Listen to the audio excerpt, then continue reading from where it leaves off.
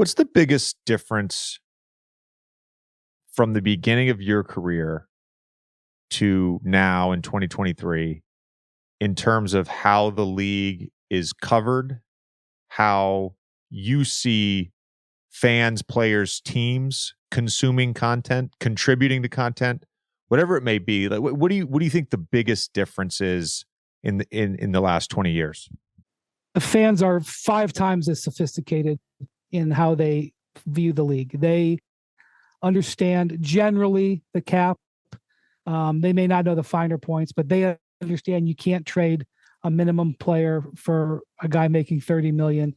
They understand contracts. They understand basic salary cap. The NBA fan has become way more of an educated consumer than they were back then. In terms of the reporting, everything is so fast, and it goes out to the media before it goes to players.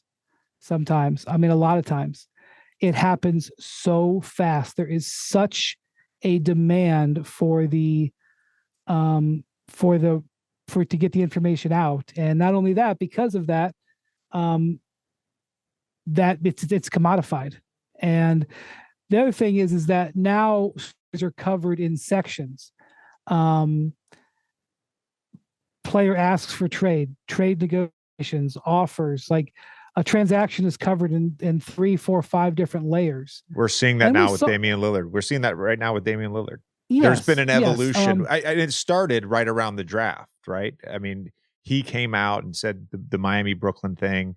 There was a lot of speculation about what Portland would do with the number 3 pick. I said on draft night when they drafted Scoot Henderson, there was no deal. I said, if Scoot Henderson is there next year, to me, whether it's next week or 6 months from now, that to me is that's the biggest indicator to me that Dame's going to be eventually on a different team, right? That they didn't use that pick, because that was, I think, the plan all along, was to try and use that pick to get a all-star level player in return. As an aside, the Blazers have been in a rebuild for 2 years. They just didn't tell anybody.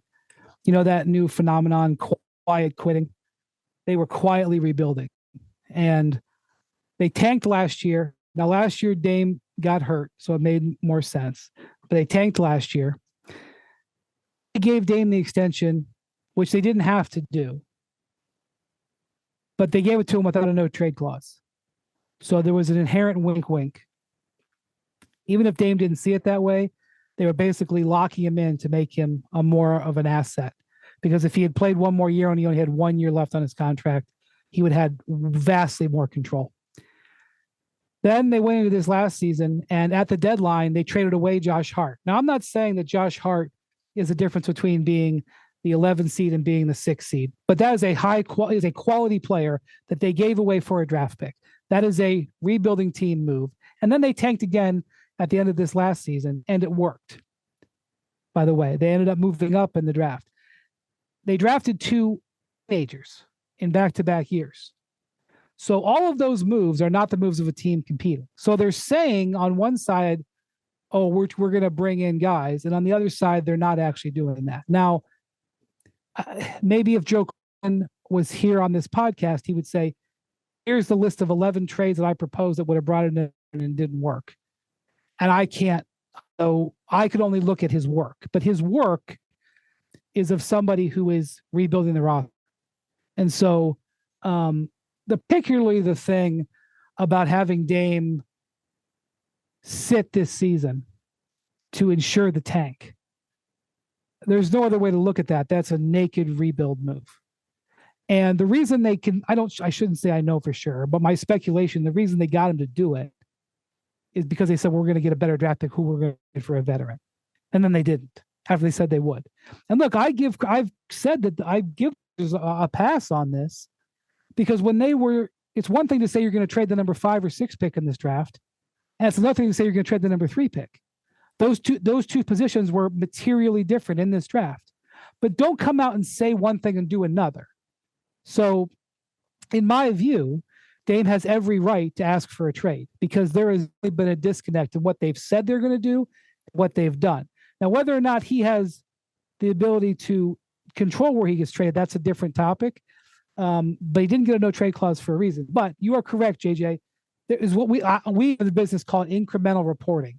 You move the ball 1 to 3 yards up the field for 1 month, 3 months, 6 months on a transaction. That didn't it, and obviously when like Shaq would get traded from the Lakers, it was kind of like that. But generally, when I started, you didn't have as much incremental reporting because you had one news cycle per day.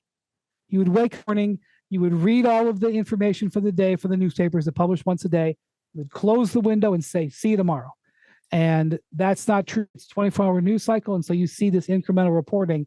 And each of those incremental reports all have their own set of circumstances attached to them. So that is what is majorly different, and on the news game from then to now. Do you think some of that is, I mean, this is kind of obvious, but it's just a social media, driven phenomenon. I've seen this where, I've been at games, I've been with players from different teams where there's been photos taken of them. And then all of a sudden it becomes like, oh, he's recruiting so-and-so, he's doing this, he's doing that. In reality, it's like they're just friends, and so there's a thing where it's like sometimes there is just the narrative of things happening because of Twitter or Instagram or things that really are not based in any fact. Well, I think there's the difference between being friendly and being friends. It's one thing to be friendly with somebody, take a photo with them. It's another thing to like plot. We're going to align our contracts and play with each other. Yeah. The one reliable source on this is Team USA. Team USA has regularly created bonds that have led to things. It's happening right now. Lillard befriended or at least deepened his relationship with Bam Adebayo in the month they were together, or 5 weeks or whatever it was in Japan in 2021. And in that particular case, during COVID, nobody was allowed to leave the hotel. Those guys were literally, all they could do is be with each other.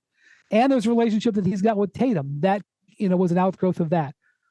You go back and look at all these transactions. So many of them happened with Team USA. They're announcing today the Team USA for this World Cup, and they're mostly young guys. Okay. And I don't know what it's going to be, but like, I promise you, there's going to be guys who play with each other for the 6 weeks this summer, love their personality, love the games go together. And I'm not saying that they're going to leave the plane when they get home and go, okay, 2027, me and you, but like, it's going to be in their heads. Hey man, I'd love to play with someday. Team USA is the real recruitment zone. It really turned up with LeBron, Bosh, and Wade. That's where it happened. It didn't happen when they were at the McDonald's All-American games or whatever. It happened with Team USA. And to me, that's the ground where you take notes. And I covered the Olympics in 2021, but we were so kept at such a distance. We were able to talk with the players face to face, which was great, but we weren't able to really be around the team because of COVID. So I didn't really come out of that with as much understanding as I in previous times at Team USA about guys who were close with each other.